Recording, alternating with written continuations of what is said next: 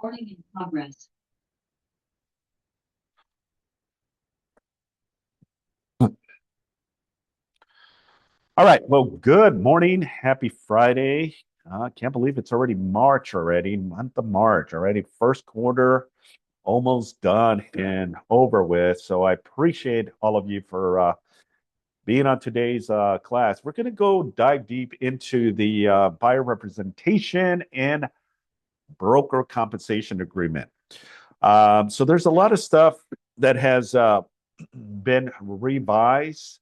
So if you do not have the most current one, uh, then you're going to see some changes on it. So you should have the latest, which is December of 2025.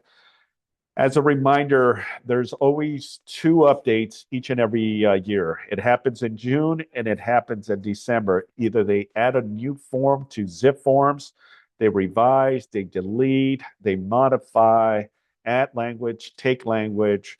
So just keep that in mind when it comes to zip forms. So you always want to make sure you have the most current one. All right, so the buyer representation agreement is now a part of a requirement, meaning it is a requirement that anytime you speak with and you consult a buyer that is interested in buying a property, moving forward, you must have a buyer broker agreement, BRBC, better known, right? Back even 3 years ago, 4 years ago, and in the past, it was a loose agreement, meaning it was not necessarily mandated, wasn't really enforced. But we always would encourage agents to use it for the sake of compensation, right? Because how many times have we been in a conversation with the buyer? They say they want to work with us, then they go radio silence, they ghost us, and now we find out that they end up buying a property with another agent, right? But we didn't have any type of agreement with them. Well, there's really not much leg to stand on because we cannot go and enforce an agreement that you don't have with the buyer. So this is the reason the BRBC was created, to really reinforce the agreement, and it's an understanding between the agent and also the buyer. And now it's a mandate. This is part of our checklist. This is part of now the requirements. Anytime you're going to be working with a buyer. Now, during the time, and this was probably 2023 or 2024, it was a little bit of uncertainty on how it worked, right? Meaning they would say that at the minute that you talk about real estate, you would slap them with the agreement. Then I believe in 2024, they changed it. It's when it's practical, meaning when they're ready to submit an offer, right? Or ready to work with you, then that's when you would get this agreement signed and executed. Now, the form itself is pretty self-explanatory, meaning all of the questions and answers dictate here on what the buyer's duties and responsibility, and more so what are our duties and responsibility when it comes to this agreement. So this agreement is already um, an exclusive agreement. Okay. The only way you make it a non exclusive agreement is if you check a box. Okay. So the essence is this is an exclusive buyer representation and broker compensation agreement. A non exclusive, unless exclusive is check and initial. All right. So it's pretty self explanatory when it comes to the agreement itself.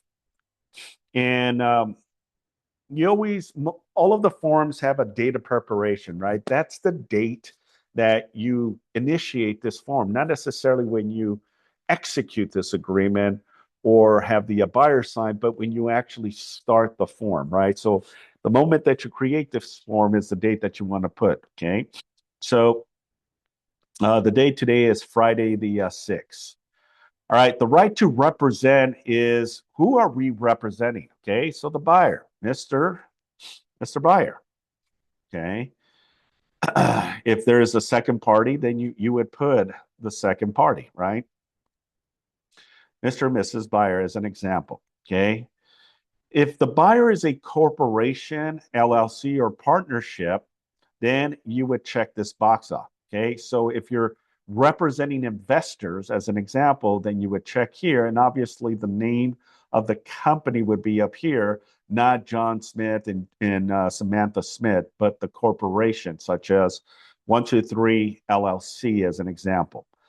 Okay. The broker is the brokerage. So the buyers are giving us the permission to work with them.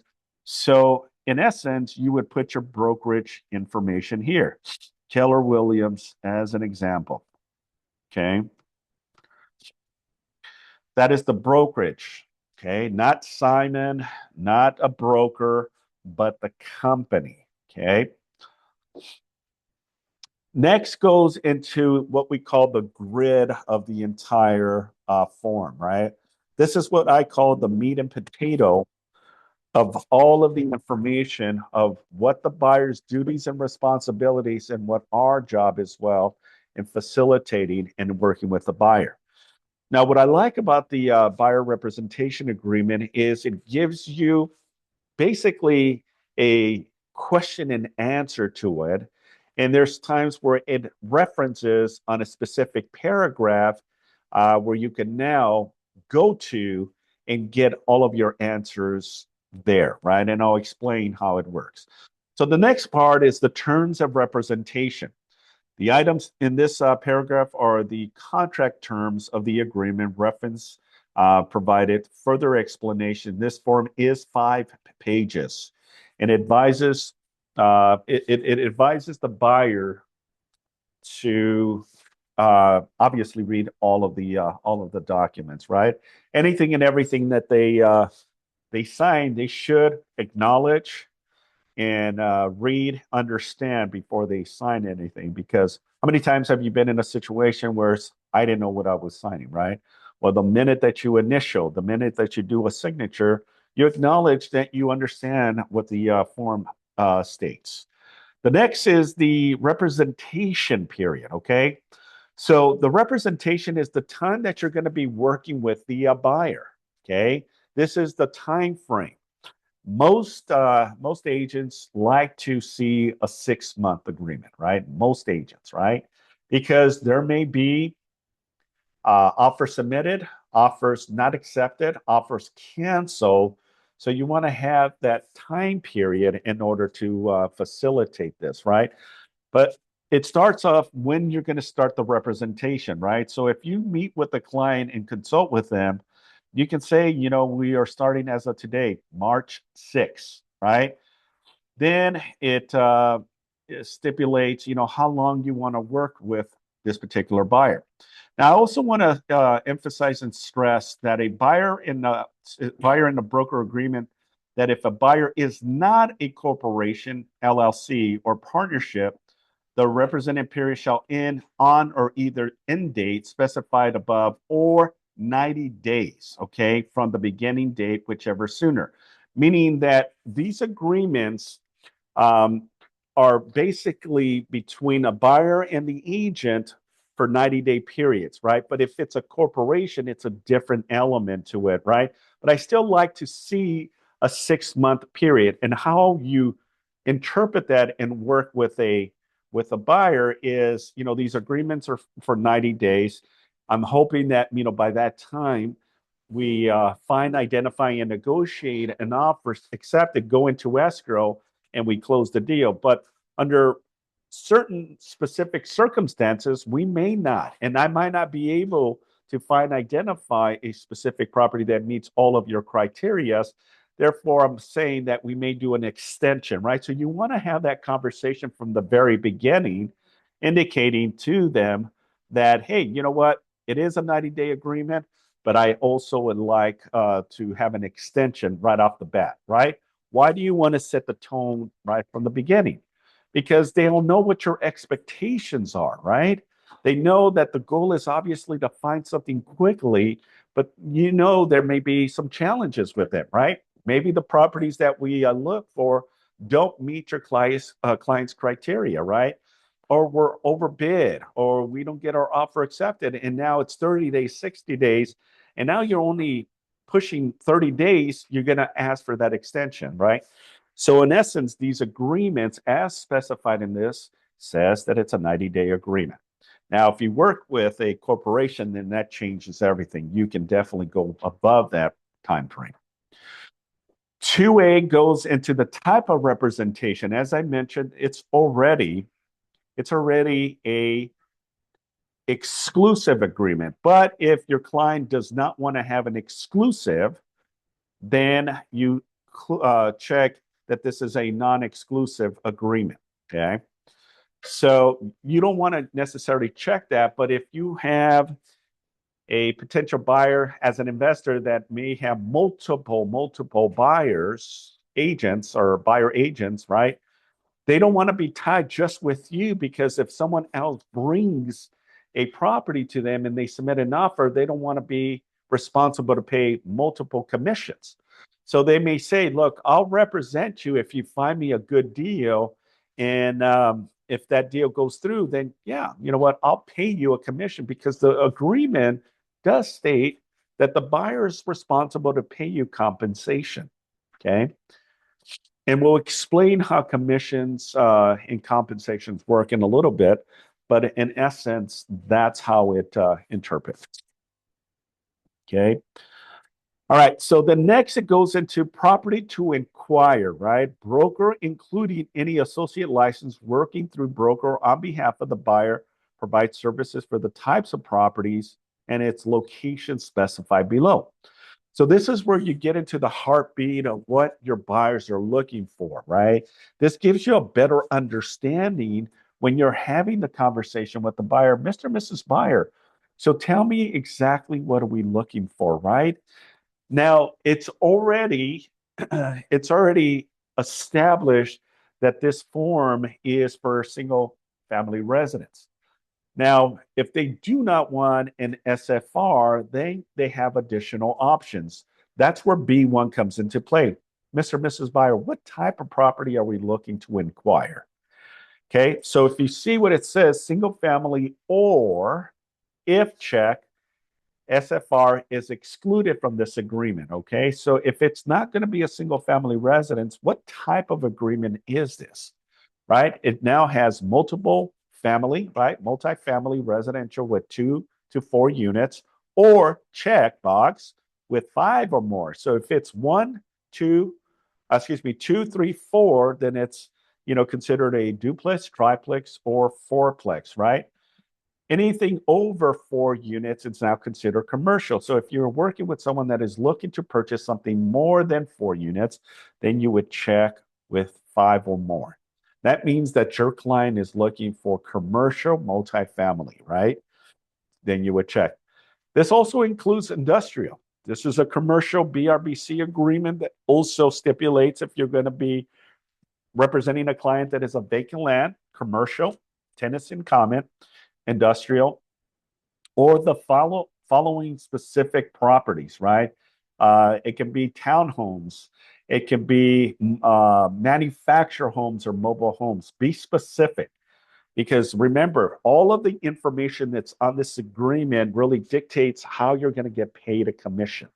And more so, if the buyer goes sideways on you, we need to hold them accountable to this agreement so that way you can earn a commission. Okay. Right. Next section, B2, talks about location. All that are checked apply, right? Now, here's my thought and theories around this, just to protect yourself, right? Now, you can be as detailed about it and say, look, what area are you looking? And the buyer's going to say, I just want Torrance. And if you put the city of Torrance, right, and you go through the motions, submit offers, but doesn't get your offer accepted, and now you see that your client goes radio silent on you, and they end up buying a property, say in Lomita as an example, Carson as an example, Hawthorne or Los Angeles, right, as an example, and you find out, are you entitled to compensation if you only put the city of Torrance? How many say yes? How many say no? How many say I don't know? Okay. Well, the answer it really depends. Okay. Because a buyer who's sophisticated, right, they can argue the fact that says, look, I told Simon that I'll have a representation agreement with him only in the city of Torrance. I never said that I would be working with him if I buy a property outside the city of Torrance. So that's going to be their defense, right? That's going to be their position. And therefore, we're not going to have a good, compelling position to argue for compensation because they specified only the city of Torrance. So, how do you protect yourself from these situations? Very simple. You can do counties or you can do city or cities, okay? Meaning you can do multiple cities. Now, my best practice for all of you, people on Zoom as well, people in classroom as well, is put county. Cover yourself. So if you put the city of Los Angeles, then you're just saying the city of Los Angeles. But if you say the county of Los Angeles, now you're covering all of the cities within the county of Los Angeles, right? That is as far as Pasadena, San Gabriel, Monterey Park, Whittier, Almani, Gardena, all of the cities within the county of Los Angeles, right? Now that gives you a layer of additional protection, right? That if this individual buyer buys, negotiates, opens, and closes escrow, and they end up buying a property in any of the cities within the county, then they're responsible to pay you compensation. Does that make sense? Okay. Now you can even go as deep if you want and check county and put all of the counties, the local surrounding counties, which is Los Angeles, OC, Orange County, Riverside County, San Bernardino County, Ventura County. Heck, why not San Diego, right? That's 6 counties within the Southern California region. Now, I don't know if you need to go that crazy, but hey, you know what? It doesn't hurt to cover all bases, right? So that's the beautiful thing is you can definitely do so. Someone raised their hand. Yes, go ahead and unmute yourself. Hi, Simon. I have a question. Can you put any county? Just write any county. Yes, sir. You can put any county. So, for example, I would put City of Los Angeles, Orange,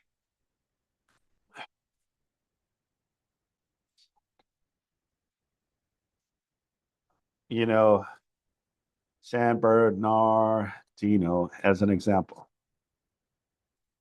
right? You can do as far as San Diego if you wanted to.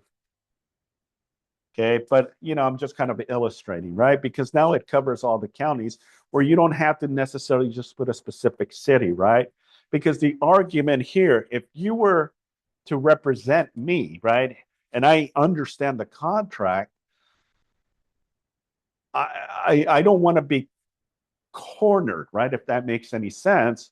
So I might be very specific that I'll give you the opportunity to represent me, but I only want if we find and identify a property here and only in this particular city. But if I put all of the counties, then I'm obligated to pay commission if I end up buying a property in all of the counties. Okay. We can then argue the fact and go after commission. Does that make sense? Okay. All right. Additional descriptions here. If you want to be more thorough in exactly what exactly you're looking for, right? Then you can put the details here, right? You can be very specific. Okay. C goes into a buyer. So if you check this buyer preference and priorities, when you check this, it populates a new form called the BIP, and it's an attachment of preference. Okay. I don't necessarily think it's necessary, but if you want to go dive deep into it, then by all means. But it really just specifies again kind of Are you looking for a single? Are you looking for a two-story? Are you looking for a pool? Are you looking for this? Are you looking for that? Right? It's more of a preference and priority to really hone in on what the buyer's really looking for. Okay. I don't recommend that, but it's your discretion. It's there for that purpose. If you want to be very detailed and your clients are very specific, then yeah, click on number C. D goes into the priorities excluding from representation. Okay. So these are for your investors, your wholesalers, the people that may be working with multiple agents. Okay. And you're going to have people that sign these agreements. Just because you have an exclusive buyer representation agreement means that whoever finds a property, you're entitled to compensation. That's what it means. An exclusive. A non-exclusive means that if the buyer identifies a property, they're not responsible to pay you compensation because the buyer was the one that found the property, right? So in essence, that's where the non-exclusive comes into play. Now, with that being said, ladies and gentlemen, this section also provides that if I am working with multiple individuals or properties, I'm going to exclude it from your agreement, meaning, hey, I submitted an offer on a property in the city of Carson, right? And if that property gets accepted, then unfortunately, I'm not going to move forward with you. I'm going to be moving forward with that agent. Therefore, I am disclosing to you that I am not going to pay you compensation. As long as they give us that information, okay, then it covers the basis that they are not responsible to pay us compensation. Does that make sense? Okay. So properties excluded from this, and they can have a list and they can say, look, I have a list of 25 properties that I submitted offers with numerous agents. But if any of these properties get accepted, I am not going to pay you compensation. Okay, Mr. Buyer, that's perfectly fine. So they'll provide you with the list, right? And that list, now you know if any of those get accepted, you're not going to be able to represent, even though you have a buyer representation agreement. Okay. Say again. Even with an exclusive agreement, 100%. Yeah. Because they're divulging that to you and saying, hey, listen, I'm willing to give you an exclusive agreement, and I get that I'm signing this agreement, but I'm also putting in notice that any of these properties, the 25 properties that I've put here and you have copies of, if any of these properties I end up going into escrow, you're not going to get a commission, okay? Because one, I might be working with that other agent, or two, I might be as a non-represented, and I'm okay because I understand the forms, and that listing agent may be representing me, or I might be having a deal between the buyer, myself, and the seller, okay, where there is no representation. But again, because you have an exclusive, even if they're working a deal, we're still entitled. But this section here, it says that if any are excluded from this agreement. Does that make sense? Okay. Or the properties identified on the attached list. So you can also attach a list. Like if you have, again, these savvy investors that submit offers like crazy, they give you the list, then they're not responsible to pay you compensation. Now it gets to the fun part, guys. The section E, right? Broker I have a compensation. question. Okay, broker compensation. Notice that the amount of rate of real estate commission is not fixed by law. They are set by each broker individually and may be negotiated between the buyer and the broker. Okay, what does that mean? What does that mean exactly? It means one, real estate commissions are negotiable. So whatever you and the buyer come to an agreement, it's between both of you. It's not set in stone. It's not like what we believe is the standard, because the standard can be different between an individual buyer. What I mean is, I've been practicing real estate almost 30 years. Yeah, I know I don't look any older than when I started my real estate career, right? But what it says is it's negotiable. The standard is 2, 2.5, 3%. That's always been pretty much the standard. But doesn't mean that that's the standard. If the buyer and the seller, excuse me, if the buyer and the agent come to an agreement, it can be more than 3%. Okay. Because remember, they're responsible to pay you compensation. I'll go into also the negotiating elements and components when you submit an offer under G3 and what the differences are when the seller is willing to pay you compensation, but it's less than what your agreement stipulates here. Okay. So we'll go into that conversation in a bit. All right. Do we have, if we list multiple counties, it could look like I'm claiming expertise in all of them. Is that acceptable from a risk management point of view? Good question, Robert. No. Okay. Just because you identify different cities or different counties, okay, the beautiful thing about real estate and the beautiful thing of technology is we can be very resourceful. We can now identify, geographical areas, schools, local, communities, industrial stuff based on the information. When you type in a specific address, now the beautiful thing, and remember this, you are granted a license in the state of California. Not that you're necessarily going to do real estate all in California, but you're authorized in the state of California, right? Yes, to answer your question, Robert, you should niche in an area that you feel comfortable. Okay. For most of us, maybe it's the South Bay. For most of us, it may be the San Gabriel, the West Side, the Valley, or the Long Beach, as an example, Orange County. I get it. But we can definitely be experts in all cities. Now, the beautiful thing is, if you don't know a specific area, right, you want to educate yourself as well, right? And you can also, remember, you can also partner up with another agent that is familiar with the area. And I've seen numerous of agents do so as well, where they can now, team up with someone that does know, especially if you're representing a seller or a listing, right?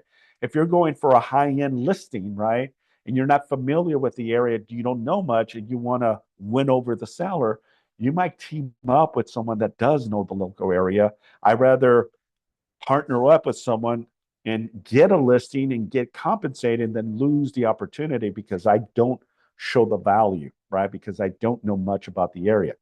And yeah, there's times that might be the best thing for you to do so. I can think of, if I'm looking at city of Gardena, I might team up with like one of our agents here, Al Gaina, right, that markets and understands Gardena. He can tell you based on the address of the property, how many bedrooms, how many baths, the square footage. He can give you a gauge of what the property value is without physically seeing it, just because he's done so much business in that city, right? Team up with people. It's okay. I rather give someone some of my commission to lock in the opportunity to learn the craft from someone that knows and has more expertise than lose the opportunity because I just do not know. But going back to your question, Robert, I get it, and that's the beautiful thing about, partnering up with someone is that if you don't feel comfortable or if there's a lot of questions, look, you can go to the city's website, right? You can go to the school district and get as much intel. Now, the MLS platform has a lot of resources there that you can find and identify. And I can just go for hours just explaining all of the different stuff like, what's the population? What's the race population? What is the work environment? How many retire people? How many have free and clear property? All of that is through title.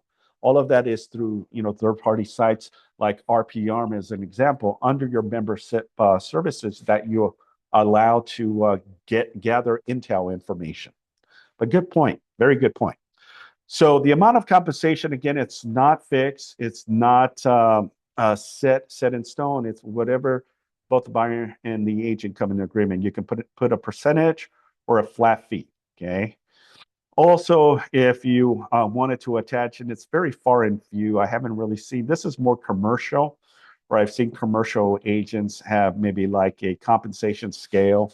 You know, the higher the price, the lower the commission. The lower the price, the higher the commission. They may have tiers, you know, from 0 to 500,000, it's 8%. From 500,000 to 1.1 million, maybe, you know, 1.5 or 2%, right? So it depends on how you want to structure it. That's how you would put it on the section here. Payment received by a broker from seller or others, section E2. If a broker receives compensation from seller or other for broker representation of buyer, that amount shall be credited against the buyer's obligation. So this is kind of telling the story because most objections you're going to get from the buyer is, I have to pay you a commission. I thought the listing agent or the seller would pay you a compensation. Okay, because that's going to be an objection. How do you handle that objection, right? Well, remember, prior to the big NAR lawsuit, we used to have the commission stamped on the MLS, meaning we would go to the bottom of the MLS and we would see what the compensation that the listing agent would offer for anyone bringing a qualified buyer, a ready, willing, and able buyer. We would submit an offer, accept it. We already knew what our commission was. But because of the big lawsuit that happened a couple of years back, they eliminated all that. One, the listing agreement doesn't have cooperating broker compensation anymore. We used to agree with the seller a total commission, and then we would split that commission typically 50-50. So if I negotiated terms with the seller, listen, what are your fees? Well, the fees to market your property, negotiate terms, get you in and out, and get to the finish line is going to be a total of 5%. But we also cooperate with anyone that brings a qualified buyer. You accept that buyer, we now give 2.5% as an example of that compensation to a buyer's agent. That used to be the norm. Well, that has been eliminated, ladies and gentlemen. That is no longer part of the agreement anymore. Surprise, surprise, right? Because what has happened is the lawsuit. So now compensation is not on the listing agreement, not on the MLS. Now we have to negotiate terms with the buyer, and the buyer has to pay us. But what it says here, and this is your hook and how you hold that conversation with the buyer, is Mr. and Mrs. Buyer, right? Based on this information here, is that if I receive any compensation, then it credits you the obligation to pay me. For example, if I put here 3%, right? What I'm saying to the buyer is, buyer, you're responsible to pay me 3% when I successfully close the deal with you. That's what you're going to write me a check for, right? That money obviously is going to go to escrow as part of the down payment, closing costs, and additional funds to fund the commission. But what that language also says is, Mr. and Mrs. Buyer, if the seller credits me or gives me some compensation, then it offsets your responsibility to pay me. So if I submit an offer with 3% and the seller accepts at 3%, then that credits you the whole 3%. You are not obligated to pay me 1 cent. But if the seller comes back and offers me 2.5%, well, there's still that 0.5%. The buyer would still be responsible to come in with the difference. So guess what? You can get commission from both the buyer and the seller. So it's perfectly legal to do so. You can get compensation from both parties, the seller and also the buyer. Okay.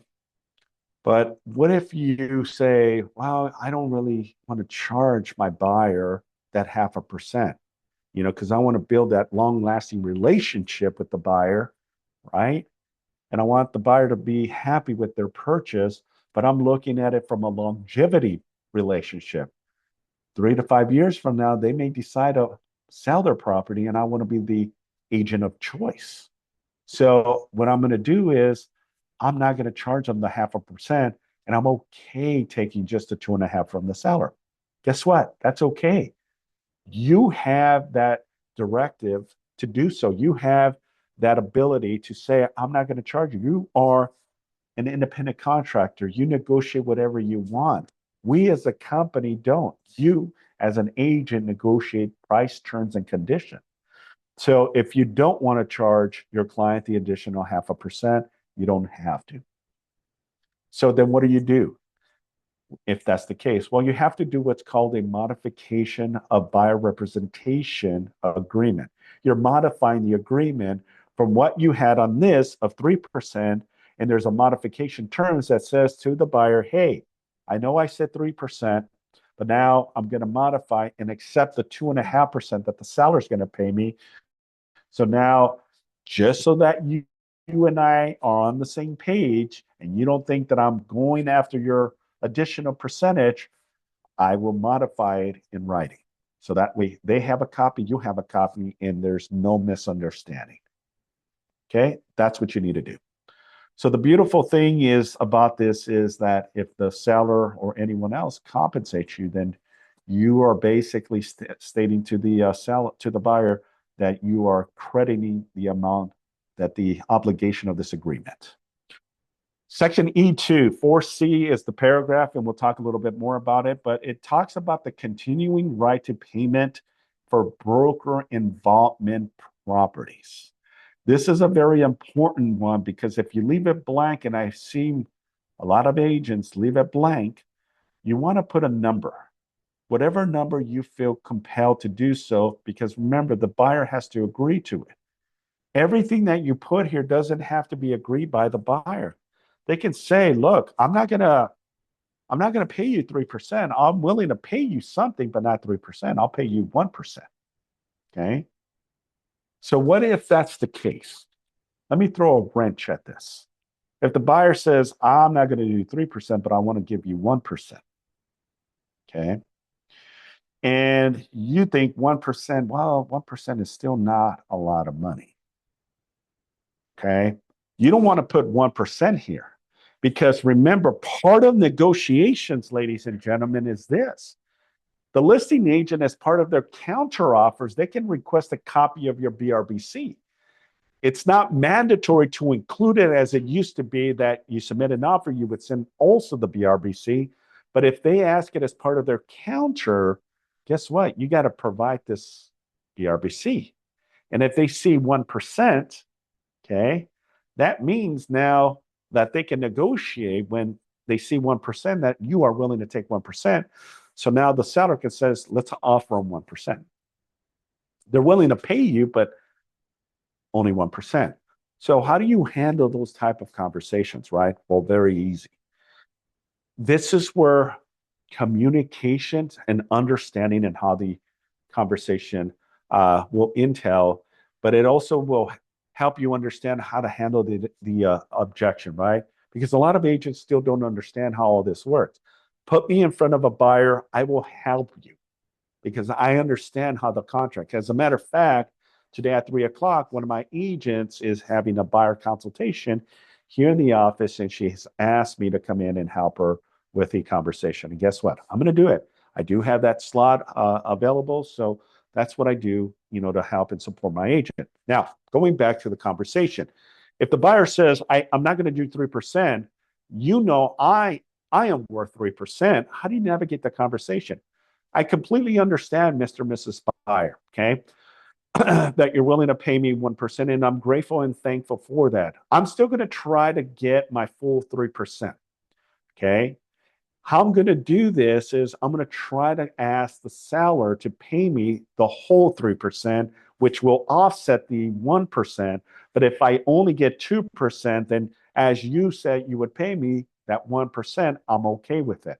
But on the agreement, I still have to put 3% on there. Okay. As it says on section E2, says that any credit that I get will offset your responsibility, but I don't want to be on the hook for it. I get it. Okay. We can put a side agreement here that says that you will only pay me. I'm going to still put 3%, but that you will only pay me 1%, but I'm going after the full 3%, right? And if I get the 3% from the seller, fantastic. If I don't, then you only pay me 1%. Okay. Because if you leave it at 1% and they're asking, because any very good listing agent may ask for a copy of this agreement, they're going to see that 1%, even though you want more, that's where you're going to lose, right? So be mindful about that situation. Yes, sir. As a listing agent, like, would you always ask for the BRBC? Depends. It really depends. If they're asking for a big amount, like 3%, I might ask for a copy of the BRBC. But if they're asking 2% on the agreement, because remember, we're not negotiating anymore with the seller, right? And you have to be very clear on this, because this is what got us in the hole in the first place when it came to the lawsuit, the class action lawsuit, was because we're negotiating terms for the buyer agent, and that's not something we do anymore. Okay. So be mindful and understand that. So going back to your question, Javier, is yeah, every time you represent a seller, you can, as part of the counter offer, you can always ask for a copy of the BRBC, because guess what? Some of them may still not practice and not have one because they're not being asked for, and now they have to prepare one and all that. But remember, the seller doesn't even have to pay any compensation to the buyer agent anymore. They don't have to, and let's just say, and let's go in that rabbit hole for a minute. What if the buyer does sign this agreement, you put 2 or 3% compensation, you submit an offer to the seller comes back 0 to the buyer's agent. And then the buyer says, look, I only signed it because I thought you were going to take that to the seller, and the seller was going to pay. Well, I did. And unfortunately, the seller is not paying compensation. So we can do a couple of things here, Mr. and Mrs. Buyer. One, under your direction and position, we can cancel or not continue with this and go find another property that another seller may pay compensation. Or I can pull myself out of this if you still want this property, but now you'll be considered an unrepresented buyer, and you'll be directly working with the listing agent, but they may not want to represent you. They may only represent the seller, so they're not going to have your best interest. And you want to make sure you understand. You may want to speak with an attorney, right, and navigate that. But an attorney is also going to cost you a retaining fee as well. So, we have to look at the pros and cons. But under no circumstances, guys, would you want to work with a buyer that doesn't want to pay you compensation, and more so if a listing agent or the seller doesn't pay you compensation, then you got to see what the next is, right? Because most agents in the past would say, well, I really want the buyer to have this property, so I'll go in with no compensation. Well, that's a risk, because the problem is, if this goes into a litigation or a lawsuit, you're still responsible for errors and omissions insurance, guys. So you got to be very careful on how you navigate. I would not, under no circumstances, unfortunately, do no compensation when you're representing a client, not even family, right? Because if this goes sideways and you have to write a check, you're writing a check and you never got paid for that deal. So look at it from that perspective. So going back to continued right of payment, that's the amount of days after the cancellation or expiration of this agreement. I always default to 120. I don't know why. It's something that my mentor many, many, many years ago told me to put 120 days. That's 4 months after the expiration or cancellation of this agreement. Why? Because let's just say that this agreement gets canceled or this agreement expires, and all of the properties that you were involved, submitted on, and now this buyer is no longer working with you, right? They now go back and try to buy a property. You guys on Zoom, can you still see me okay? Because my internet says it's kind of weak. Are we good? Yes, still Can I good. get a yes? Yes, Simon. Okay, perfect. Thank you. All right, so I just want to make sure that I'm protected because buyers may have another thing that they're trying to do behind your back to not pay you compensation. You might have put all the time, effort, and energy, and now they go sideways with another agent, go into escrow close, and you had an agreement with them. That's not cool. So this is the reason you want to protect yourself and angle your position and be very thorough with these agreements. So that way you never get yourself in a situation where you're now exposed and we don't really have two legs to stand because we didn't have a very locked in agreement, right? So the more information that you can put, the better you're in, right? So that's why I would say put something, don't leave it blank, right? Because if the buyer eventually buys something that you submitted an offer, you showed on an open house, you previewed, you provided, and you were involved in that, and they come back and buy the property, you can go after compensation to the buyer. We can go after them for your fee. Okay. So this is 10 months? Pardon me? It's whatever amount that you put here. Just- 10 months. So let's just say that it expires today. Okay. If it expires today, right? As an exclusive agreement, it allows you 30 days. Okay. And we're going to get to that section in a bit because there it does reflect on the next section, I believe, where it talks about cancellation right and notice of this document. Okay. So let's continue. So E4, broker is paying a referral agreement. So this is that new form that came in, and this is why you want to have the most updated form because this is that new form RAD. Okay. RAD is the form that came in effect January 1st of 2026.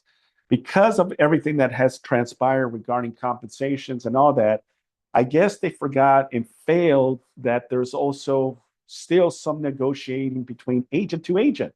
When you do a referral, you do a referral with another agent and you're asking that agent, hey, I'm sending you a buyer.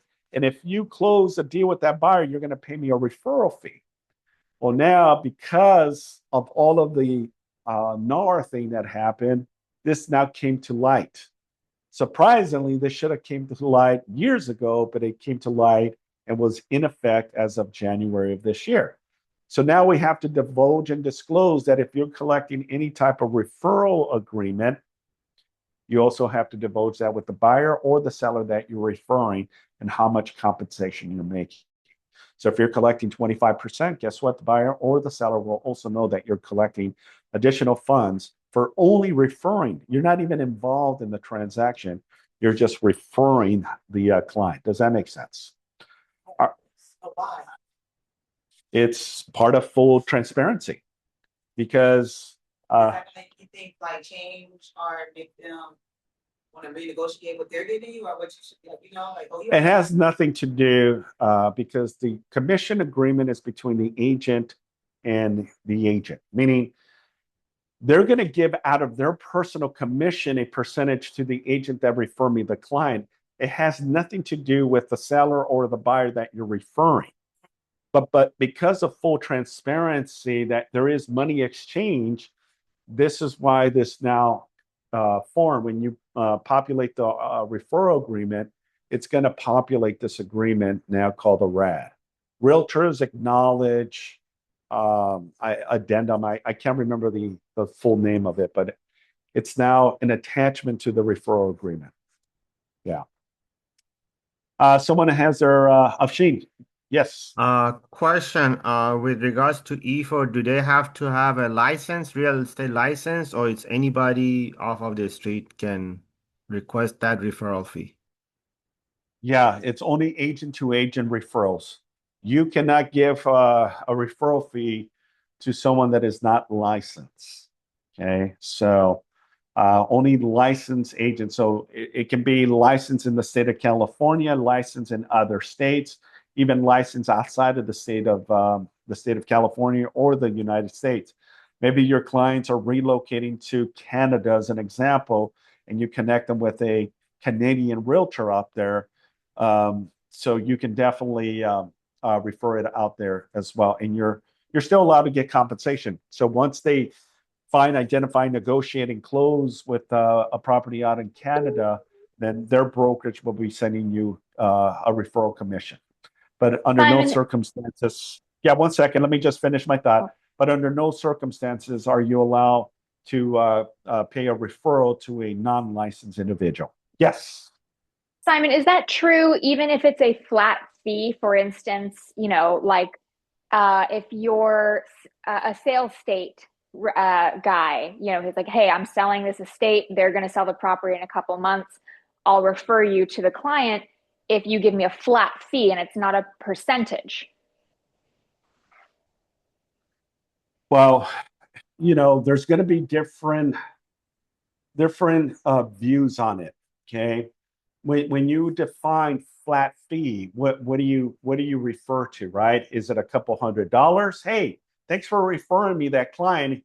Here's $100 for referring me. Or hey, thank you for that referral. Here's $25,000, right? There's a big difference and a big distinguish in that.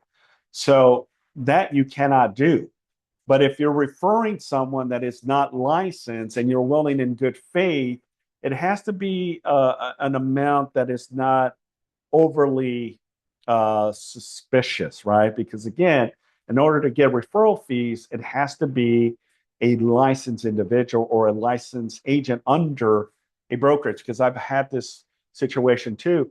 Well, what if the agent has a license but it's not active or does not have an active license under a brokerage? Well, that's still considered someone that does not have a license.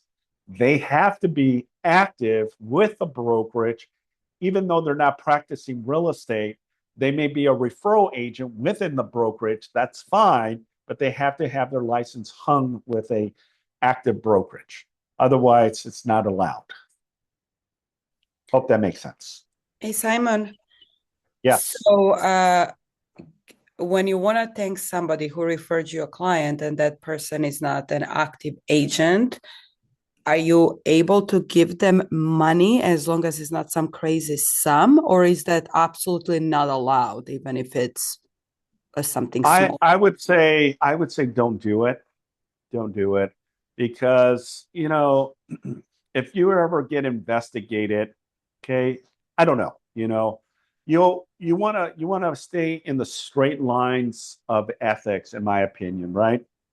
And I understand that sometimes, and I've been in the industry where back in the days, if you had a listing, a buyer would come with a suitcase and a bag, a brown bag, and says, hey, you get our offer accepted, I'm giving you $30,000 cash. Very enticing. And I'm speaking truth because it's happened, right? But I'm not going to jeopardize my license just because I get quick money, right? Even though people might do that. And we see that quite often is, hey, here's an incentive. Get my offer accepted. I'll kick you down with some money. Well, you know what? I've been doing this long enough, and thank goodness, I don't have any negativity on my license, but you got to be very careful. And now I have almost 30 years of doing real estate, right? So you got to be very careful. Now, reasonable, I would say, a gift card might be good. We give clients gifts as well. I've seen a couple $500. I've even seen $1,000 in good faith. What? But you got to be very, very careful, right? Because you just never know who's watching you, in my opinion. If you Okay, so So a Or gift like, card is good, so- or like or a present, right? But not the actual money. That's not allowed. yeah, Yeah, you don't want to see a big amount giving them because they referred you business or any of that nature. Remember, referral is only between agent to agents. Anything outside of that is not allowed. Now, do we give, some type of, thank you and compensation? I've seen it. Yeah. I just don't want it to be aggressively a big amount, right? Where it now looks, well, you know what? You should be doing that because again, they have to be licensed to do so. I have a question. Yes. Uh, as a new agent, I had a recently refer to the corporate agent in the Keller Williams. One is in Arizona, another one is in the Nevada. And I still did not heard anything from them. And then one person just gave me phone number to contact them. But I supposed to get the RFA DocuSign referral fee, right? It's because it's a commercial. RFA, I did not get that. So what should I do? I should ask for RFA DocuSign from them, the refer, because one of the agent in my lease, one of my lease, take the information, and she did not say anything after that. I'm not sure if I understood your question, but did you have a referral agreement with your client or no? Yes, my client said that he wants to give me the both of one is hotel, both are hotel. He wants to give me the listing, but because other states I cannot. Oh, get got the it. Okay. listing. Yeah. So they want to refer you the listing, but it's out of state. Yes. Yes. Got it. Okay. All right. So that's a very simple answer. So if you're not licensed in that specific state, then you unfortunately cannot list the property. But what you can do is connect with an agent in that specific state or city and tell them, hey, I got a client of mine that wants to sell their property. I am not licensed in that state, but I'm licensed in California. But I want to be paid a referral for giving you basically a free seller. In return, is I want to be compensated. And remember, commission is negotiable. So there you can say, whatever you feel compelled, because someone is getting a listing without really lead gen or prospecting, right? But you, under no circumstances, if you're not licensed in that state, you cannot do the listing. And I've heard, well, Simon, can I co-list? Co-list in California and co-list in let's say Arizona as an example? The answer is no, because you cannot speak real estate lingo in the state of Arizona when you're not licensed. That's a violation. And I've seen agents get in trouble. I had a situation many years ago where a commercial agent was working with a Texas agent, but they were doing all the communication. Someone reported the agent, got the Texas Department of Real Estate. I got an email, and I now was being investigated with the agent saying, hey, how come this agent who is licensed in California practicing real estate? I says, under those circumstances, my agent, they're in communications with a licensed Texas agent. Everything, paperwork, agreements were all Texas. So that's how we were able to navigate the conversation. And they were threatened to report it to the California Department of Real Estate. And then that would have been a violation that would impact the agent's license. So again, if you don't have a license in those specific states, then you refer it out to an agent that is licensed. So only refer I can do refer, right? Refer. I'm sorry, I can't hear you. Say it again. So I can get only reference fee, right? You can get a referral agreement and refer them to an agent, but you cannot represent them in a state that you're not licensed. So how can I get RFA agreement? I How do can you send get a, what? I'm sorry. like DocuSign RFA. It's a referral fee for other states. Yeah. So part of your agreement, yeah. So on your zip forms, you provide them with a referral agreement. You sign, the broker signs, and then you get the other agent's information, company name, license number, and broker or manager information. Send it to them. They get it signed, and they send you a copy, and then that's your proof of receipt that you referred that client to them, and that's how you will get paid a referral. Now, So that means I get the G form, RFA G form, and then I sign up, and then you as a broker sign up for that form, right? that is correct. Yes. Okay, all right, I got it. Thank you. Okay. All right. Good questions. All right. Let's continue. So cancellation right of notice. Okay. So remember, this form is already an exclusive right.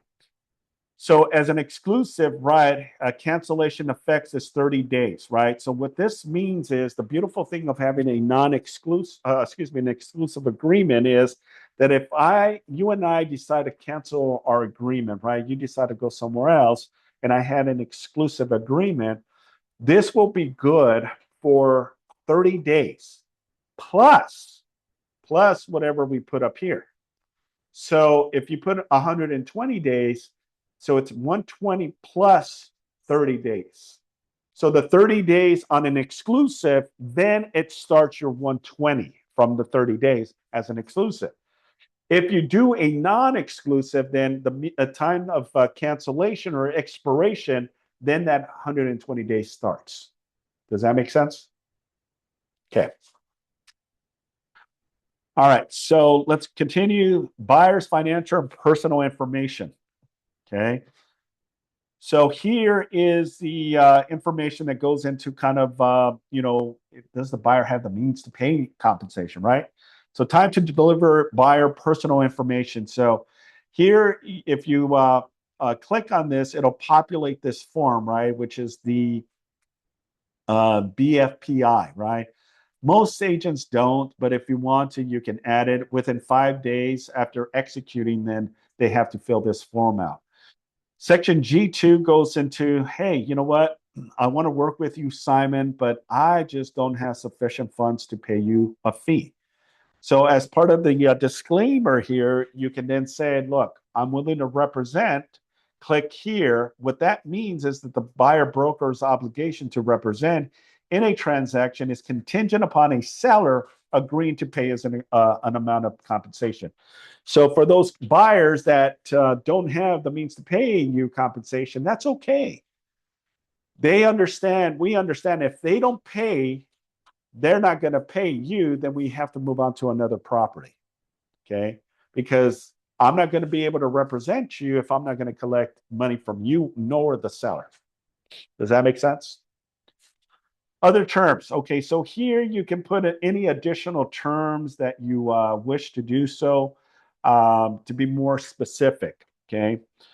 All right. Next is now most of all of the advisories. I'm not going to go deep into it just for the sake of time, but the advisories, the addendums and disclosures, the broker's right to compensation. I would encourage you, please read this because all of your information is here. Where it says broker involvement, okay, this is again how you get paid compensation. It says whether used in this agreement means on the following terms. Buyer physically entered and was shown the property by the broker, meaning you show the property. Broker showed the property to the buyer virtually, right? I got my phone and I said, hey, Mr. Mrs. Buyer, here's the property. This is the master, this is the primary room. This is the bathroom, this is the back, the pool, so on and so forth, right? Broker submitted to the seller a signed written offer for the buyer to inquire, lease, exchange, or obtain an option on the property. Broker perform a market analysis related. So if you did any type of work to say, hey, I want to make sure that I'm not overpaying for this. Can you run numbers to make sure that, the offer that we're going to make is an offer that I'm not overpaying for it, right? Any of that is considered involvement. The property was introduced to the buyer by the broker, one for which broker acted on buyer's behalf, right? So again, that's what broker involvement means. Then the continued right of compensation for broker involvement, right? That goes again back to the time frame, right? I put 120 days. It goes into how you're getting paid if this buyer finds a property submits an offer that you were involved, and we find out, then we have rights to go after compensation. Okay, time of compensation, remember, is based on the agreement, 90 days or an extension of time. The continuous time, which is the 120 days, if you have an exclusive agreement, then it's an additional 30 days plus 120 days. Payment through escrow, right? It basically goes into the agreement that, all commissions go through escrow. Okay. Buyer cannot just say, here's your money, right? Everything has to come through the escrow, and everything has to come through the company itself. Payment received from others for broker compensation. So it goes into the responsibility. Broker and buyer shall discuss whether it would be beneficial to include a term in any offer. Buyer makes obligations that the seller to pay broker directly or through escrow for some all compensation. Okay. Even if that's the direction and they say, let's make an agreement outside of escrow, remember, seller can, but it would still have to go to Keller Williams. It cannot be you and you only. Okay. They would just say, here's a compensation for the cooperating compensation to the buyer's agent, Simon Casares, payable to Keller Williams, and then they're going to reference that or put it as a memo that that's towards the compensation of commission towards the property on 123 ABC. Okay. Disclosures of payments to broker, pretty self-explanatory. Cancellation. So again, it goes into the motions that, either party, you can cancel with the buyer or the buyer can cancel, especially when you're working with these buyers that are not happy with their current broker, right? And you're hosting an open house and they say, the first thing you say, hey, are you working with another agent? They say, yeah, but I'm not happy with them. They're not communicating with me. They haven't, provided me. The only way that you can work with them is, to your best interest, Mr. and Mrs. Buyer, I would ask for you to get a termination of agreement or termination of agency. That's a receipt saying that they're no longer tied with the agency and the agent. That gives you free will that the buyer would not be responsible to pay double commissions. Agency relationship, that's just a disclosure that, as part of our duties and responsibilities. Possible dual agency. Remember, just because you work with the buyer doesn't necessarily mean that you can only work with that buyer. You can work with as many buyers. And guess what? You can submit offers on the same property that you're submitting offers on other buyers that you're working with. For example, if I represent buyer B, and then I'm also representing buyer A, and buyer A and B want to submit an offer on the same property, I can do it. It's not considered a conflict. Now, the question I get quite often, Simon, is do I have to divulge that I am, submitting an offer on the same property with the other client that I'm working? The answer is no, you don't have to disclose that you are working, and more so, you don't have to disclose that you're submitting an offer on the same property. Now, if it's a direct question and they ask you, Simon, are you working with another buyer that's also submitting an offer on the same property? What is your answer? Yeah, you have to divulge. Can they say, well, what is the amount that you submitted on that? Unfortunately, I am not in any position to give you that information because I'm not taking care of my client's best interest. So that you do not have to divulge. Yes, you have to say that you are working with another buyer. Yes, you have to say that you are submitting an offer on the same property, but you don't have to provide price, terms, and conditions. Termination of agency, as I mentioned, there is a form if you no longer want to work. And hey, sometimes it's okay to fire your clients, right? They're just not being realistic. They're not, following your process, that's okay. Let them be. Go find someone else that's going to waste their time as well, right? So you can also do so. Broker authorization and obligation is pretty self-explanatory. I'm not going to go into it. Basically, the buyer has to do all of their due diligence and make sure that they're reading everything once we're in escrow. It's not our job to go out to the city and investigate. It's the buyer's responsibility to do all that once we're getting escrow. It's also our job to explain the initial process and let the buyer know, hey, you guys need to get inspections done to make sure you're completely satisfied with the overall condition of the home. And it goes into buyer's obligation, which again, I like what it says, good faith. Buyer agrees to timely view, consider property selected by the broker, negotiate in good faith to acquire a property, right? And if they're not making it easy for you, then you say, look, we're going to terminate this agreement. Maybe I'm just not the right fit agent for that. And that's perfectly fine as well, okay? Financials, we already talked about it as well. Reasonable care and professional assistance, pretty self-explanatory. Basically saying, buyer, hey, do your research, do your due diligence. I'm going to give you kind of the initial process, but you got to know and understand, your obligations to make sure you're giving your lender the necessary documents. You're, following with escrow, following the timelines, events. I'm going to guide you through that process, but again, under no circumstances am I responsible for doing so. That is your job and your job only. Buyer material issues. If there's anything of issues or consider that they need to divulge that, they better let you know before you compromise a transaction. Mediation, basically, if there is a dispute regarding this agreement, then we always try to mediate it before we escalate it into a lawsuit. We try to do mediation and then obviously arbitration. Entire agreement basically goes that Mr. and Mrs. Buyer, please be advised that all of this document is for the purpose of protecting you, but also giving you the understanding of what we're doing to represent you as we go through the process. This is just one step of many steps, right? Many steps of what we're going to be doing, right? Step 1, step 2, step 3. Just because we signed the BRBC doesn't mean squat until we start now going out and looking at properties, negotiating, submitting offers, got our offer accepted. Buyer puts the deposit in escrow. Now we start the paperwork for the lender. Buyer does all of their inspections, gets the appraisal done, and boom, boom. There's a lot of moving parts to it, right? So kind of understand that this is part of the agreement that they have to understand. Again, as I emphasize and stress, this is an exclusive agreement. The only way you make it a non-exclusive if you check it.